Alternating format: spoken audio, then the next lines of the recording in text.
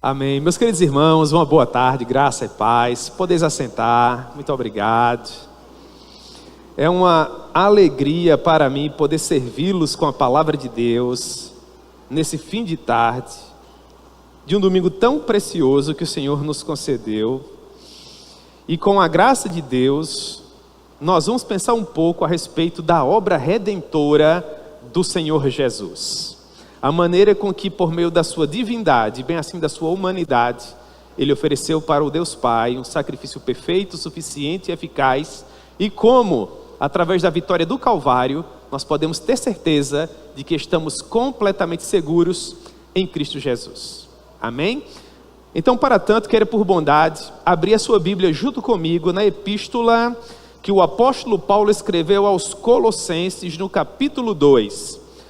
É um documento profundamente cristológico. O apóstolo Paulo escreveu com o objetivo de retratar gloriosamente a figura triunfante do Senhor Jesus. E neste capítulo 2, Paulo vai trabalhar especificamente um problema que acometia a comunidade dos Colossenses, tinha a ver com a suficiência da cruz ensanguentada de Cristo Jesus. E nesse texto Paulo prova que a cruz é suficiente. Se nós temos a Cristo, nós temos tudo o que precisamos para a nossa salvação e para realinharmos o nosso relacionamento com Deus. Portanto, descanse seu coração. Em Cristo habita corporalmente toda a plenitude da divindade. Mas é uma afirmação gloriosa, não é? Em Cristo Jesus habita corporalmente toda a plenitude do ser de Deus. É isso que nós vamos estudar hoje à tarde, lendo esse texto tão precioso. Amém? Os irmãos que nos acompanham remotamente queiram da mesma forma abrir suas Bíblias ou ligar as suas Bíblias, acompanhem a leitura da palavra do Senhor, porque essa teologia é magnífica. Pois bem, nos diz a palavra: gostaria, pois, que soubesseis quão grande luta venho mantendo por vós, pelos laodicenses, e por quantos não me viram face a face, para que o coração deles seja confortado e vinculado juntamente em amor, e eles tenham toda a riqueza da forte convicção do entendimento, para compreenderem plenamente o mistério de Deus, que é Cristo, em quem todos os tesouros da sabedoria e do conhecimento estão ocultos. Assim, digo para que ninguém vos engane com raciocínios falazes, pois, embora ausente quanto ao corpo, contudo, em espírito estou convosco. Mas que pastor formidável, não é? Alegrando-me e verificando a vossa boa ordem e a firmeza da vossa fé em Cristo. Ora, como recebestes Cristo Jesus, o Senhor, assim andai nele radicados e edificados e confirmados na fé, tal como fostes instruídos, crescendo em ações de graças. Contudo, tenham cuidado, não permitam que ninguém vos venha enredar com sua filosofia e vãs sutilezas, conforme a tradição dos homens, conforme os rudimentos do mundo, e não segundo Cristo, porquanto nele habita corporalmente toda a plenitude da divindade. Também nele estáis aperfeiçoados. Ele é o cabeça de todo principado e potestade. Nele também fostes circuncidados, não por intermédio de mãos, mas no despojamento do corpo da carne, que é a circuncisão de Cristo, tendo sido sepultado juntamente com ele no batismo, no qual igualmente fostes ressuscitados mediante a fé no poder de Deus, que o ressuscitou dentre os mortos. E a vós outros, que estáveis mortos pelas vossas transgressões e pela incircuncisão da vossa carne, vos deu vida juntamente com ele, perdoando todos os vossos pecados, tendo cancelado o escrito de dívida que nos era contrária e que constava de ordenanças, o qual nos era prejudicial, ele, Cristo Jesus, lá no Calvário, enquanto sangrava, removeu inteiramente, encravando na cruz, e despojando os principados e potestades, publicamente os expôs ao desprezo, triunfando deles na cruz. Feito isso, diz o apóstolo Paulo, que ninguém vos engane, que ninguém vos julgue por conta daquilo que vocês comem, ou daquilo que vocês bebem, dos dias de festa, de lua nova, ou dos sábados, porque tudo isso era a sombra das coisas que haveriam de vir, porém o corpo é de Cristo. Ninguém se faça árbitro contra vós outros, com pretexto de humildade, culto dos anjos, baseando-se em visões, enfatuado, sem motivo algum, na sua mente carnal, não retendo o que importa, a cabeça, Cristo, do qual todo o corpo, suprido e bem vinculado por suas juntas e ligamentos, cresce o crescimento que procede de Deus. Portanto, se você morreu com Cristo, para os rudimentos do mundo, por que você vive preocupado, querendo agradar ao mundo, se sujeitando a velhas ordenanças? Não manuseie isto, não prove aquilo, não toque naquilo outro.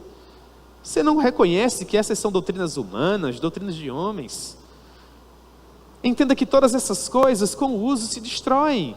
Elas até possuem uma aparência de sabedoria, com uma espécie de culto de si mesmo, uma espécie de falta de humildade. Aparentemente é um grande rigor espiritual, mas no fundo, não possui poder algum contra a sensualidade, contra a mundaneidade, contra a carnalidade. Isso só pode ser vencido pelo sangue de Cristo, que nos redimiu, que nos salvou e nos tornou o povo mais feliz da terra. Vamos orar, irmãos, mais uma vez.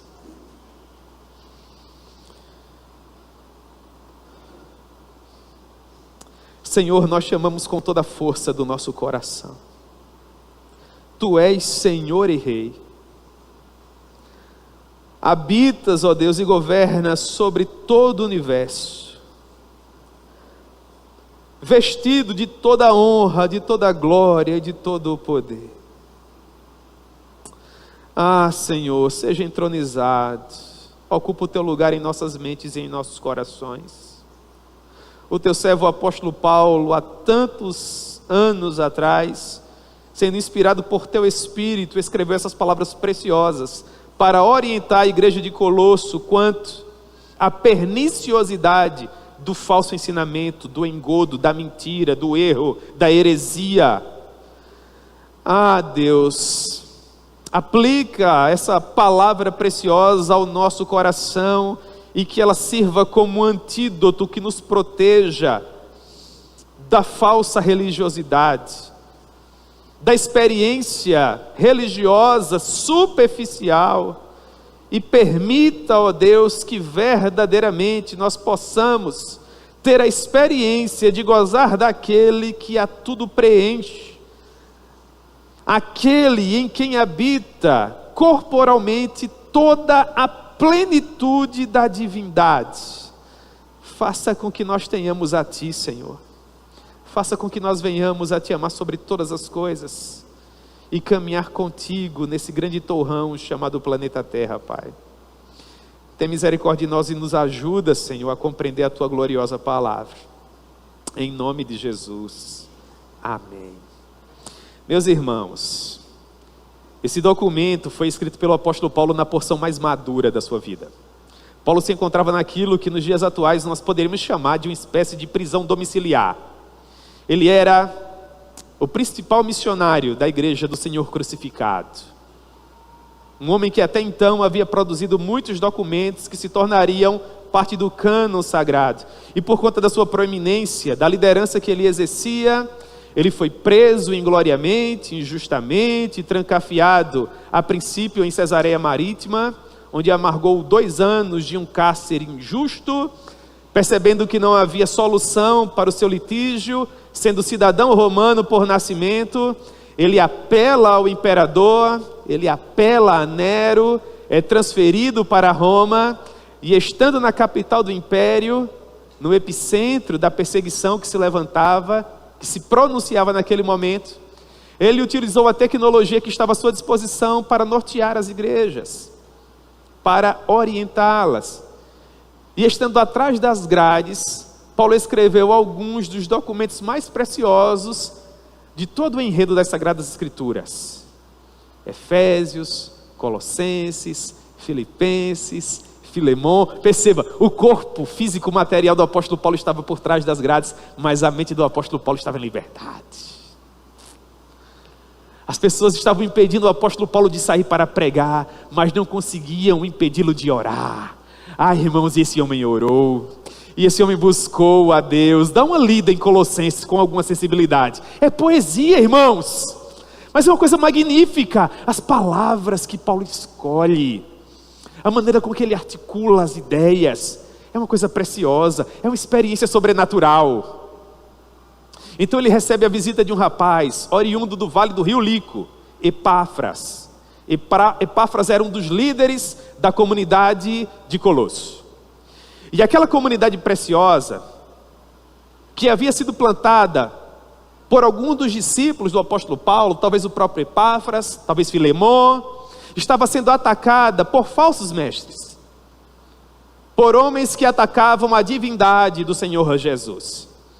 E percebendo a perniciosidade, a periculosidade do falso ensinamento, a comunidade se reuniu e investiu uma quantia considerável para fazer com que Epáfras fosse enviado até a capital do império e compartilhasse com o apóstolo Paulo aquilo que estava acontecendo, para que Paulo pudesse ajudar a igreja. E a forma que o apóstolo Paulo encontrou para oferecer o recurso teológico necessário a fim de que a comunidade colossense pudesse prevalecer contra os falsos mestres, foi escrever essa carta.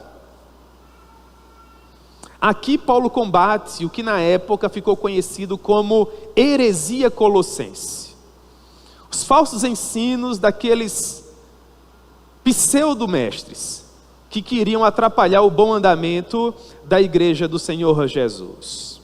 No capítulo 2, Paulo trata a respeito de um dos ensinamentos equivocados daqueles homens. Eles queriam fazer com que a igreja compreendesse que a cruz de Cristo não era suficiente. Eles queriam que os irmãos acreditassem no sacrifício vicário de Jesus, mas ainda observassem os calendários cerimoniais, as dietas religiosas. Eles queriam que os irmãos ainda subissem em santo ajuntamento até Jerusalém, à procura do templo, para adorar e servir ao Senhor. Eles queriam compartilhar com a comunidade a ideia de que o sangue de Cristo vertido no Calvário não era capaz de fazer com que a ira de Deus fosse afastada de sobre nós e o nosso pecado fosse perdoado. E é óbvio que o apóstolo Paulo jamais permitiria isso. Sabe por quê? Preste atenção, esse é o momento, olhe para o pastor, porque a cruz de Cristo é suficiente. Se você tem Cristo, você não precisa de mais nada. A morte dele foi eficaz, irmãos. No sangue dele todo o nosso pecado foi perdoado, a ira foi afastada, o caminho até então obstruído agora está desimpedido. E você pode entrar com confiança, com ousadia, no Santo dos Santos e conversar com seu Pai. Que verdade extraordinária, não pode ser tomada de nós, é tudo que temos. Nós não podemos ficar de braços cruzados enquanto qualquer pessoa, ou mesmo um anjo de luz, tenta fazer com que esse caminho volte a ficar obstruído. É claro que não, isso é impossível. É contra isso que o apóstolo Paulo se levanta. E neste capítulo 2 ele destila uma teologia preciosa. A partir do verso 1, expressando a sua preocupação pela saúde espiritual com as igrejas do Vale do Rio Lico, Colosso e Laodiceia, que era uma cidade vizinha, Paulo diz o seguinte: gostaria, meus irmãos, que vocês soubessem quão grande luta venho mantendo por vós, pelos laodicenses e por todos aqueles que ainda não me conheceram pessoalmente. não me viram face a face.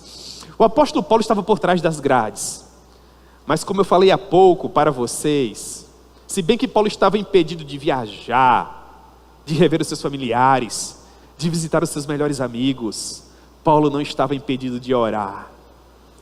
Irmãos, e ele orava, porque pesava sobre ele o cuidado com todas as igrejas. Se Paulo tinha uma mente profundamente teológica, o coração do apóstolo Paulo era poderosamente pastoral. Ele se preocupava com as igrejas, e ele orava por elas. Escrevendo esse capítulo 2, ele diz assim: meus irmãos, eu gostaria que vocês estivessem aqui para ver a maneira com que eu tenho lutado em oração por vocês, dobrado os meus joelhos para clamar a Deus, para que vocês tenham espiritualidade sadia, para que a jornada de vocês com o Senhor seja leve, para que vocês não ousem trocar o jugo dele que é suave, pelo jugo do falso ensino que é pesado. Eu oro por vocês, eu oro pelos laodicenses, e oro pelos demais que ainda não me conheceram pessoalmente, que não me viram face a face. Paulo até então não tinha ido pessoalmente à igreja de Colosso. A igreja de Colosso foi fundada quando o apóstolo Paulo era pastor na comunidade de Éfeso. Lucas nos diz em Atos capítulo 19, que estando em Éfeso, Paulo fundou o que nós poderíamos considerar uma espécie de seminário nos dias atuais. E todos os dias, diariamente, Paulo ensinava teologia. E os peregrinos, viajores, as pessoas que iam de cá para lá, passavam por Éfeso, porque Éfeso era uma cidade estratégica. Estava bem no meio de uma poderosa rota comercial. Todo aquele que saía do Oriente para o Ocidente passava inevitavelmente por Éfeso. Então, estrategicamente, Paulo ensinou teologia naquela cidade. As pessoas aprendiam com o apóstolo Paulo, depois voltavam para as suas cidades e levavam aquele conhecimento. Foi dessa forma que Colosso foi plantada. Paulo nunca esteve lá pessoalmente, mas o que ele diz no verso 2, irmãos, é tão precioso. Ele diz: ainda que eu não conheça vocês pessoalmente, o meu coração está aí com vocês. E eu tenho combatido em oração com meu Deus, para que o coração de vocês seja confortado e vinculado juntamente em amor, e vocês tenham toda a riqueza da forte convicção do entendimento, para que vocês compreendam plenamente o mistério de Deus, que é Cristo. Paulo está orando pela comunidade de Colosso, Laodiceia e muito provavelmente pela comunidade de Herápolis, as 3 igrejas antigas do Vale do Rio Lico, com 2 objetivos em especial. O primeiro deles, Paulo ora para que o coração daqueles irmãos esteja vinculado em amor, para que eles possam usufruir de toda a riqueza da forte convicção do entendimento teológico que eles já possuíam. Mas em segundo lugar, Paulo ora também para que aqueles irmãos pudessem compreender plenamente o mistério de Deus, que é Cristo, em quem todos os tesouros da sabedoria e do conhecimento estão ocultos. Que oração pastoral, que oração preciosa. Paulo está dizendo: eu oro para que vocês se aprofundem na palavra, eu oro para que vocês possam vir para o culto de oração na terça-feira e para a escola bíblica no domingo pela manhã, para que vocês tenham acesso aos melhores livros de teologia, para que quando vocês estejam no YouTube, o Espírito Santo conceda graça, para que vocês escolham apenas os melhores expositores públicos da palavra, para que vocês sejam cheios de todo o conhecimento de Deus, para que vocês possam apreender a Cristo e caminhar com Ele, porque em Cristo estão ocultos todos os tesouros da sabedoria. Não é uma oração pastoral. A pergunta é: com que objetivo Paulo faz essa oração? Com que finalidade? A resposta para essa pergunta se encontra no verso 4. Ele diz: para que ninguém vos engane. Esse é o desejo premente de todo pastor, fazer com que a sua igreja cresça tão profundamente na palavra, de modo que ela não venha a ser enredada, enganada, ludibriada de qualquer forma. Pelo contrário, quanto mais próximo de Cristo você estiver, com base no conhecimento genuíno dele, melhor você estará para reagir ao falso ensinamento. Vai soar estranho aos seus ouvidos, vai ferir os seus tímpanos. Você não permitirá que desça ao seu coração e crie raízes. Espírito Santo não passará que o falso ensinamento seja aprovado pelo crivo da sua mente, porque você já foi inoculado pela vacina da boa doutrina, porque você já foi edificado em Cristo Jesus. Que ninguém vos engane, verso 5, pois embora ausente quanto ao corpo, contudo, em espírito, eu estou convosco. Mas isso é impressionante, irmãos. Paulo sentia com o coração daquelas pessoas. Ele diz: olha, eu estou a milhares de quilômetros de distância de vocês. Eu sei que fisicamente não posso estar aí, me é cerceado essa liberdade. Mas eu quero que vocês saibam que no meu coração eu estou aí com vocês. A ideia que eu tenho é que Paulo procurava saber cada detalhe. Enquanto ele estava em Roma, naquela espécie de prisão domiciliar, ele possuía liberdade para conversar com as pessoas, para receber os seus amigos, os líderes da igreja. E sabe qual era a pauta diária do apóstolo Paulo? Cristo. As pessoas iam e vinham: e Paulo, como é que está a comunidade de Éfeso? Como é que Timóteo se encontra lá? Como é que se encontra a comunidade de Creta? E Tito? E como se encontra a comunidade de Jerusalém, a igreja mãe, as demais igrejas da Ásia, seja no norte, seja no sul, nos antigos Balcãs europeus, Filipos, Tessalônica, Bereia na Tessália, Atenas na Élide, Corinto lá na Acaia? Como esses irmãos se encontram? Paulo queria saber como ia a igreja do Senhor. Embora ausente quanto o corpo, ele não estava ausente quanto ao coração. Paulo andava com Deus. Como isso é precioso. E então ele faz um apelo à comunidade dos Colossenses. Um apelo que tem a ver com a característica teológica daquela igreja, com aquilo que Paulo conhecia pelo fato de interagir com os líderes daquela igreja. Paulo sabia o que era proposto naquele púlpito, irmãos. Paulo sabia que espécie de teologia aqueles irmãos estavam sendo expostos.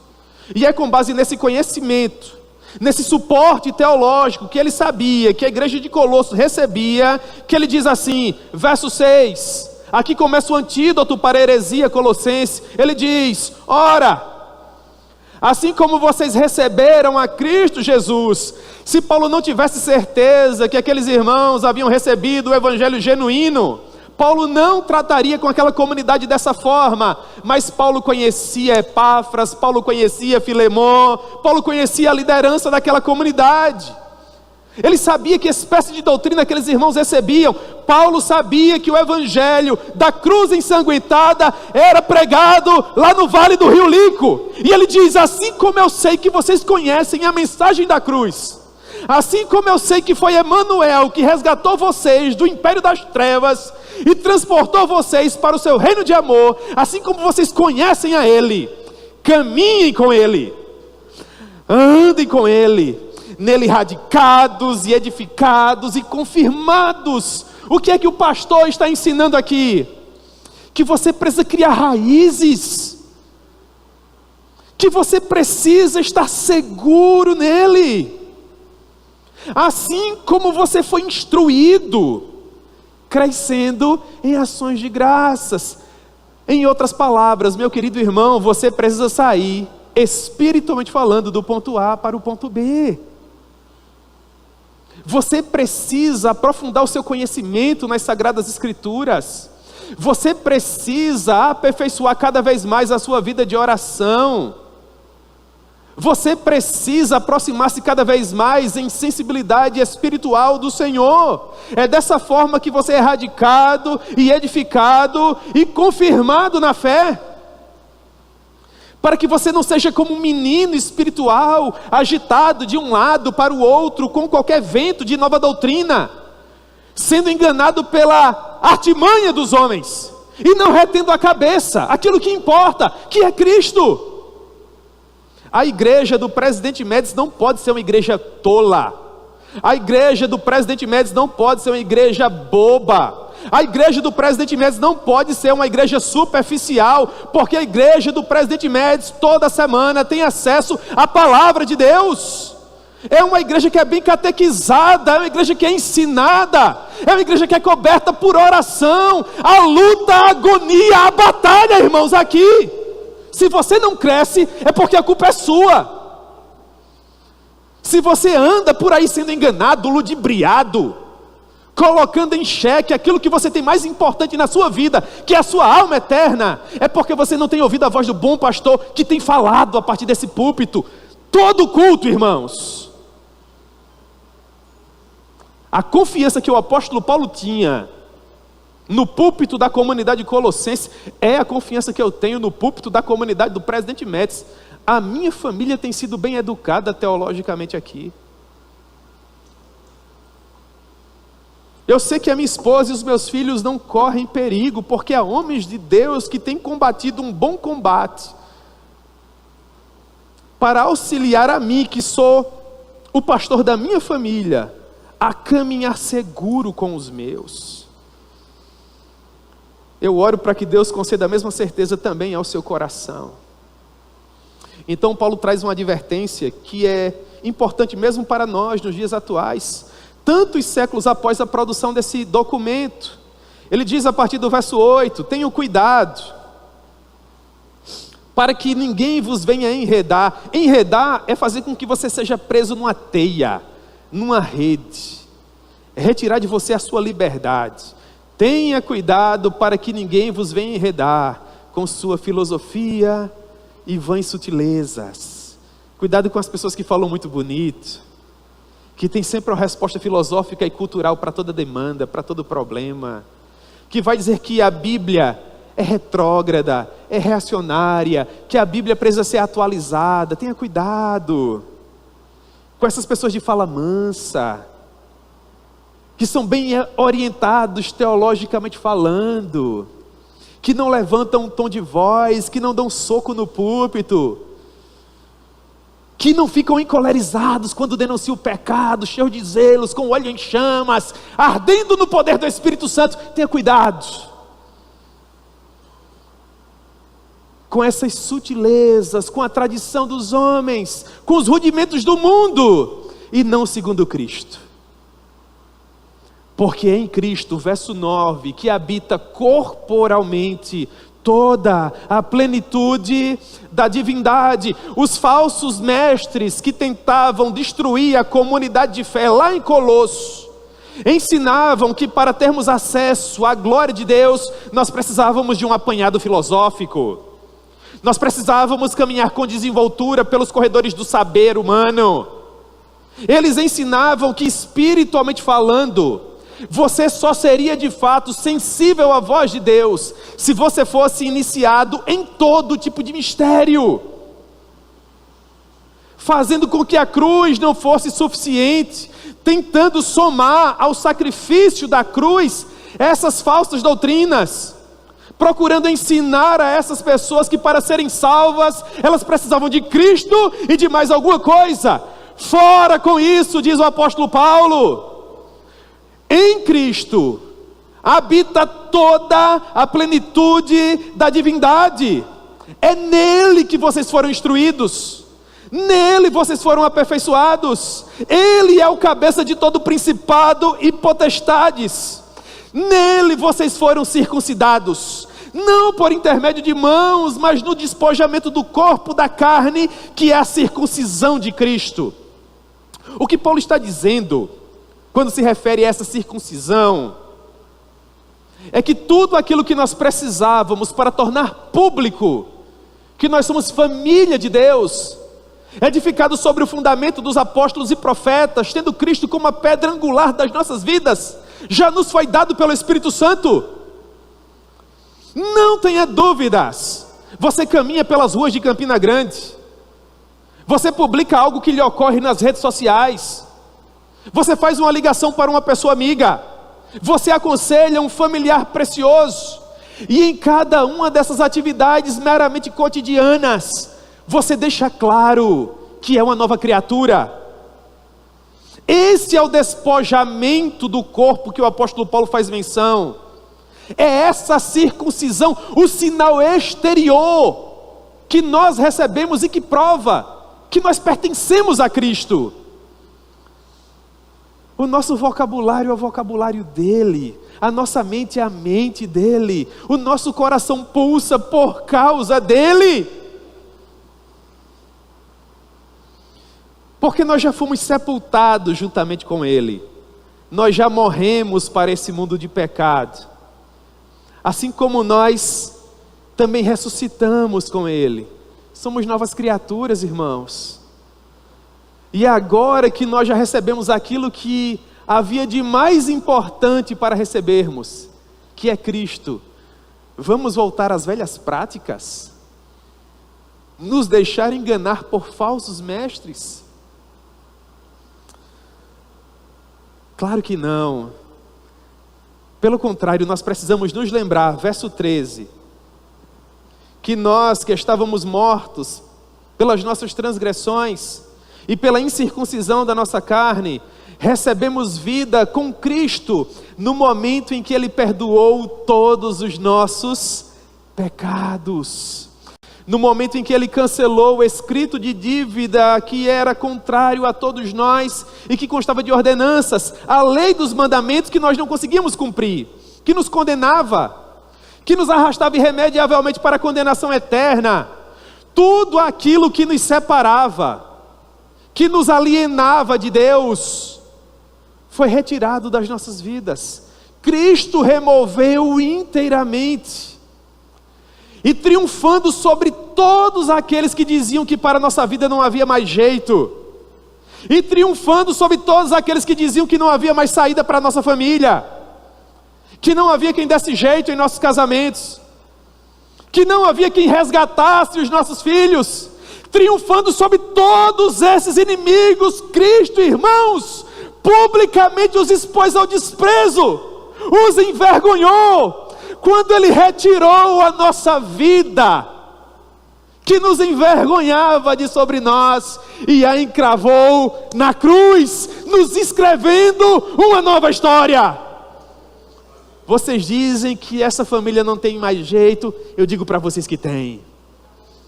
Vocês falam que esse rapaz, que essa moça não pode ser resgatado, essa vida de pecado, eu digo para vocês, ele pode sim, ela pode sim. Cristo triunfou publicamente de todos os nossos inimigos, quando nos perdoou na cruz, nos escrevendo uma nova história. Nós somos livres, irmãos, nós somos novas criaturas. Você tem Jesus na sua vida, Jesus habita na sua residência, pode comprar aquele tapete e colocar na porta de entrada, é verdade. Em Cristo, a sua casa é um lar doce lar. Aqueles que diziam que não havia jeito para a tua família, irmãos, eles estão boquiabertos. Mas quem diria que essa família poderia viver toda essa benesse, toda essa beleza? Quem é que faz isso por nós? É Cristo. Então, quando o falso mestre bater a sua porta com as suas filosofias e vãs sutilezas, querendo dizer para você que esse livro sagrado precisa ser atualizado, que a cruz de Cristo não é suficiente, eu quero que com toda a força que há em seu ser e no poder do Espírito Santo, você diga, fora com isso, olha para o meu cônjuge, olha para os meus filhos, olha para mim, olha para a minha casa, olha para tudo aquilo que se soma para compor o que eu sou, tudo isso é Cristo, tudo é por meio dele e para ele. Como é que agora, a essa altura do campeonato, eu vou abrir mão dele? Olhem para mim, irmãos, vocês estão vendo esse terno e essa gravata? Tudo isso é Cristo. Essa indumentária é dele, foi ele que me colocou aqui, irmãos. Me concedeu os dons e talentos que eu tenho, colocou paixão evangélica no meu coração, só a Ele.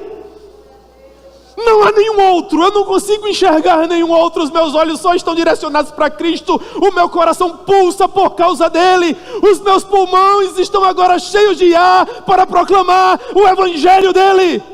Fora com as sutilezas do mundo e com as suas filosofias. Nós só precisamos saber que Ele sangrou das 9 horas da manhã até as 3 horas da tarde. Que Ele foi sepultado na sexta-feira e no domingo bem cedo Ele ressuscitou. E hoje Ele vive e Ele reina. E um dia Ele voltará. E Ele vai resgatar a mim e a minha esposa e aos meus filhos. Eu espero que talvez quando Ele voltar eu já tenha netos. E todos nós estaremos na glória. E tudo terá valido a pena. Eu não troco esse evangelho simples da cruz ensanguentada por nada. Eu creio com toda a força do meu coração que no meu rei, no corpo dele, habita corporalmente toda a plenitude da divindade. Eu tenho Jesus, eu tenho tudo. Não sinto falta de nada. Portanto, meus irmãos, que ninguém nos julgue por aquilo que nós comemos ou bebemos, pelo fato de não frequentarmos mais o templo para sacrificarmos ao Senhor, porque tudo isso que os falsos mestres tentavam impor sobre as pessoas, dieta cerimonial, calendário cerimonial, não pode usar isso, não pode beber aquilo, cuidado com animais que são imundos ou que não são, tudo isso eram sombras que apontavam para aquele que um dia haveria de vir.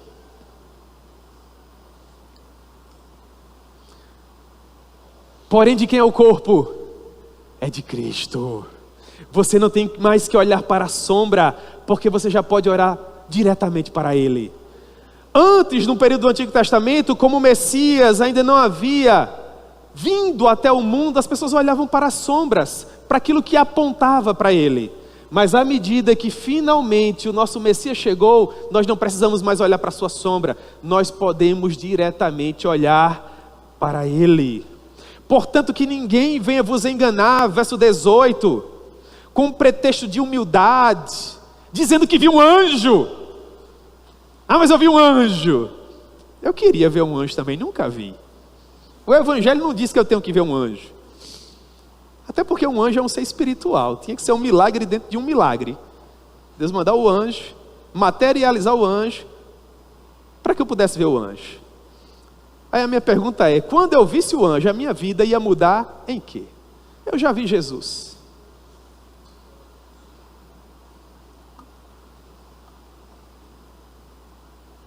O que é que João capítulo 1 diz, irmãos? No princípio era a palavra, e a palavra habitou entre nós, e nós vimos a sua glória. Essa é a grande indagação de Filipe apóstolo. Senhor, mostra-nos o Pai. E a resposta do rei, qual foi? A essa altura do campeonato, Filipe, será que você ainda não compreendeu? Quem vê a mim, vê ao meu Pai. Eu quero um anjo para quê, irmãos? Todo respeito a eles. Estaremos todos juntos na glória. Os meus olhos viram o rei. A minha oração é a oração de Simeão. Despede agora em paz o teu servo, Senhor. Os meus olhos já viram a tua salvação. Não há falta de nada, irmãos. Então não se permita enganar. Não se permita ludibriar. Seja livre em nome de Jesus. Exerça uma boa teologia.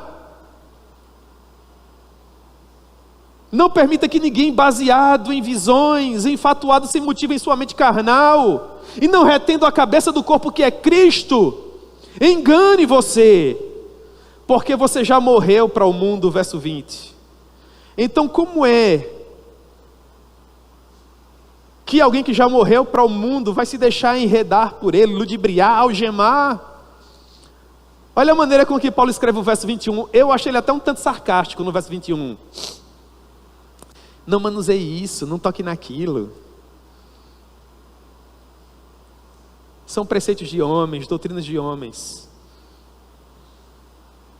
Em uma cultura é de uma forma, mas em outra cultura é de outra forma. O que nós precisamos é do Evangelho. E o Espírito Santo é que vai dizer para você o que você pode e o que você não pode fazer. Não sou eu que tenho que dizer para você o que você deve ou não deve usar, o que você deve ou não deve comer. O que eu tenho que ensinar para você é a palavra. E o Espírito Santo vai caminhar com você. E ele vai te orientar. Porque, por mais que esse tipo de comportamento, exteriormente falando, seja profundamente espiritual, eu não como, eu não toco, eu não bebo, eu não vou, eu não participo, é muito espiritual, mas não tem poder algum contra a sensualidade, contra a carnalidade, contra o comportamento mundano. Mas se Cristo habitar ricamente no seu coração, se você estiver enraizado, edificado e confirmado nele, então você será uma nova criatura. As coisas velhas terão passado e você vai viver em novidade de vida. Em novidade de vida. Eu gostaria de convidar os irmãos do louvor a virem aqui à frente. Eu creio, irmãos, que após lermos um capítulo tão bonito como esse de Colossenses, nós devemos agradecer a Deus louvando o nome dele. Vocês concordam comigo? Vamos louvar o nome do Senhor. Enquanto os irmãos se posicionam aqui, eu quero fazer 3 breves aplicações e então nós oramos. A primeira delas: procure fazer com que a sua teologia seja uma teologia saudável. Se você puder crescer na graça de Deus, cresça. Se você puder crescer no conhecimento de Deus, cresça. Você, pai de família, sacerdote do seu lar, seja um obreiro que não tem do que se envergonhar, maneje bem a palavra da verdade. Você é uma auxiliadora idônea, é a dona de casa, auxilia esse homem de Deus a guardar e preservar o seu lar. Cresçam em nome de Jesus. Em segundo lugar, tenham cuidado para que vocês não se deixem enganar pelos falsos mestres que povoam a nossa geração. Os inimigos da cruz ensanguentada de Cristo Jesus. E você só vai conseguir combater os falsos mestres se você for perito na palavra. Se você conseguir fazer separação entre o justo e o profano, entre aquele que é e o que não é, se você tiver discernimento espiritual. E finalmente, em terceiro lugar, lembre que você morreu para o mundo. Lembre daquela velha canção do irmão Lázaro. O irmão Lázaro já partiu para estar com o Senhor. Uma velha canção dele, de uns anos atrás, dizia assim: a Deus eu entreguei o barco do meu ser e entrei no mar afora. Para longe eu naveguei, não vejo mais o cais. Sou eu e Deus agora. Você não tem mais para onde voltar. A sua velha vida, a sua antiga natureza já era. Você é uma nova criatura. Agora é para frente, irmãos. Agora é para o céu. Não volte mais, em nome de Jesus. Amém?